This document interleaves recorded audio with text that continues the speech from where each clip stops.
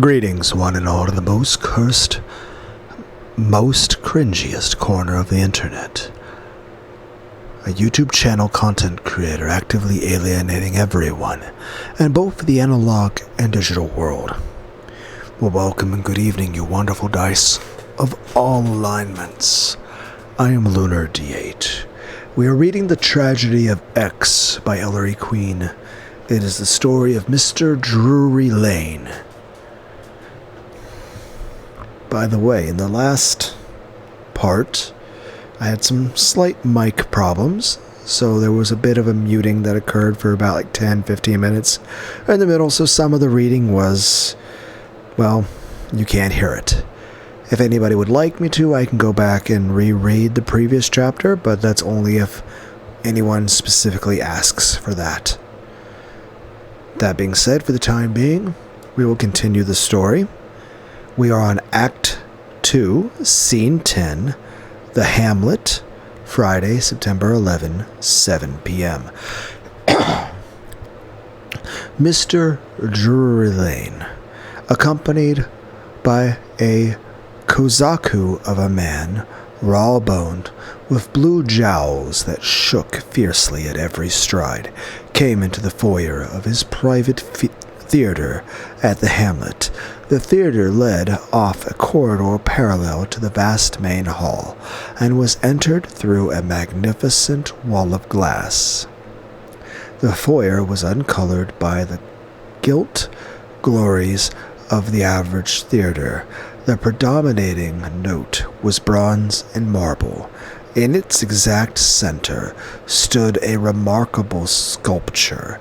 It was a replica in bronze of Lord Gower's famous memorial, Shakespeare, seated on a high pedestal. Below at each side stood figures of Lady Macbeth, Hamlet, Prince Hal, and Falstaff. Beyond the foyer towered a single portal of bronze. Lane, keenly watching the lips of his gesticulating companion, dwarfing his own tall, slender figure, opened this door. They entered the theater itself. There was no loge, no rococo. They entered the theater itself. No rococo decorations, no spectacular crystal chandeliers suspended from the high ceiling, no balcony, no sweeping murals. On the stage, a bald-headed young man in a dirty schmuck was standing on a ladder, brandishing a paintbrush with free, vigorous strokes on a backdrop in the midst of a curious impressionistic scene. An alley lined on both sides with queer, distorted habitations. "Bravo, Fitz," said Lane clearly, pausing at the rear of the theater to survey the young man's handiwork. "I like that." Despite the fact that the theater was empty, there was not the slightest echo of Lane's voice. "Now," said Lane, sinking into a seat in the rear row, "attend Anton Kropotkin. You are inclined to undervalue the potentialities of your countryman's piece. There is real Russian fervor concealed beneath its grotesqueries. To translate the play into English will dilute its Slavic passion.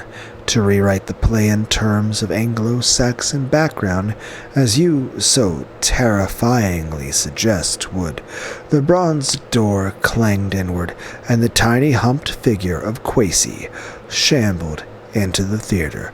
Kropotkin swung his bulk, and Lane followed the direction of the Russian's eyes. "Quacey, do you invade the sanctity of the drama?" Lane asked affectionately, and then his eyes narrowed.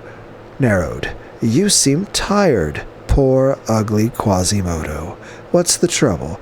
Quacey pottered to an adjoining seat, grumbling a greeting to the huge Kropotkin. He said peevishly, "I have had a day. Only the good God above has such days. I am torn to pieces." Lane patted the ancient's hand, quite as if the wrinkled cripple had been a child. And were you successful, gnome? A flash of teeth in Quacey's leathery face. But how could I be? Is that the way these South American consuls serve their countries? It is shameful. All out of town, all on vacation. As it is, I wasted 3 hours in futile telephone calls and Quacey, said Lane, acquire the patience of the neophyte. Have you tried the Uruguayan council? Uruguay, squeaked the old man. Don't believe I have. Uruguay, is that a country in South America? Yes, I believe you will have better fortune there. Quacey made a face, a very ugly face indeed, punched the big Russian's ribs out of sheer malice, and pattered out of the theater. That accursed mouse, growled Kropotkin. He keeps my ribs sore. 10 minutes later, as Kropotkin, Holf, and Lane sat about discussing a new play, the ancient shuffled into the theater again, grinning. Oh, a noble suggestion, Mr. Drury. The Uruguayan council won't be back until Saturday, October the 10th. Kropotkin heaved to his large feet and thundered down the aisle. Lane's brow wrinkled. Unfortunate, he murmured. Is he on vacation also? Yes, he's gone back to Uruguay, and no one in his consulate can or is willing to supply information. The consul's name is Juan Ajos, Ajos. I'll tell you, said Hoff thoughtfully. I'd like to try an experiment with this opus, Mr. Lane. Ajos, began Quacey, blinking. Yes, Fritz, said Lane. How about partitioning the stage laterally? The problem is not too difficult mechanically. I just had a telephone call, began Quacey desperately, but Lane was watching Hoff. It will bear consideration, Fritz. The actor said you... Quacey was tugging at Lane's arm. He turned his head. Oh, Quacey, was there something else? I've been trying to tell you, snapped Quacey. Inspector Thum telephoned that he has just arrested John DeWitt.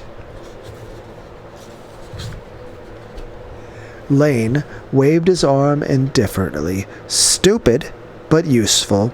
Was there anything further? The hunchback polished his bald dome with the flat of his hand. The inspector said that he will get a quick indictment, but the trial will not come up for about a month. The Court of General Sessions, he said, does not convene before October or something like that. In that case, said Lane, we will permit Mr. Juan Ajos to spend his sabbatical in peace. You have earned a rest, Caliban. Off with you. And now, Fritz, let us vivisect this inspiration of yours.